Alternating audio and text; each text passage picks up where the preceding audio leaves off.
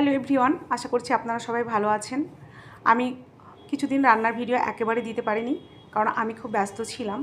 বিয়ে বাড়িতে 3টে বিয়ে বাড়ি অ্যাটেন্ড করেছি, আর সেখানে প্রচুর গরম পড়ায় ঠান্ডা কোল্ড ড্রিঙ্কস, দই এসব খাওয়াতে আমার গলার পরিস্থিতিও ভালো ছিল না বলে আমি ভিডিও আপনাদের মাঝে নিয়ে আসতে পারিনি। তো আমার ননদরা বর্ধমান থেকে বিয়ে উপলক্ষে গ্রামের বাড়িতে এসেছিলেন, সেখানে থাকার পর আমার বাড়িতে বেড়াতে এসেছিলেন। সে উপলক্ষে আমি কিছু রান্না করেছিলাম। যে ভিডিওগুলো আমি করতে পেরেছি সেগুলোই কেবল আপনাদের কাছে শেয়ার করছি। সব ভিডিও আমি করতে পারিনি, যেগুলো পেরেছি সেগুলোই শেয়ার করছি। আপনাদের খুব ভালো লাগবে, আপনারা দেখুন। প্রথমে এসে আমার দিদির বাড়িতে উঠেছিল, সেখানে দিদি মাটন বিরিয়ানি করেছিল প্রায় 50 জনের মতো। আমার দিদি খুব মাটন বিরিয়ানি ভালো করে, বা বিরিয়ানি ভালো করেছিল মাটন বিরিয়ানি, চিকেন কষা, তারপরে পাঁপড় ভাজা, দই, মিষ্টি, চাটনি, এগুলো আমার দিদির বাড়ি রাত্রের আয়োজন ছিল। এবং সন্ধেবেলায় যখন ওনারা এসেছিলেন তখনও মানে নাস্তার আয়োজন ছিল, সেগুলো ফুটেজগুলো নেওয়া হয়নি। তারপরে আমার বাড়িতে রাত্রে চলে আসে।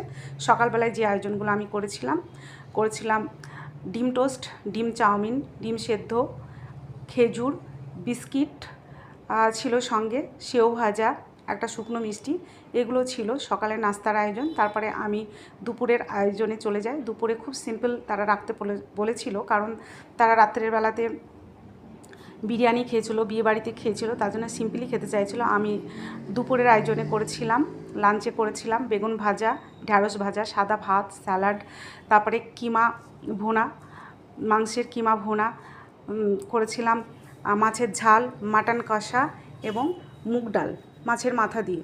আর রাত্রের আয়োজনে ছিল চিকেন কষা, ডুমুর ভাজা, আলু সেদ্ধ, স্যালাড, মাছের ঝাল, তারপরে ঢ্যাঁড়স ভাজা, মসুর ডাল, আর ছিল আনারসের চাটনি।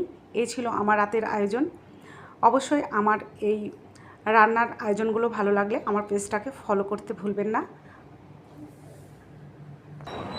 এতক্ষণ ভিডিওটা দেখার জন্য অনেক ধন্যবাদ।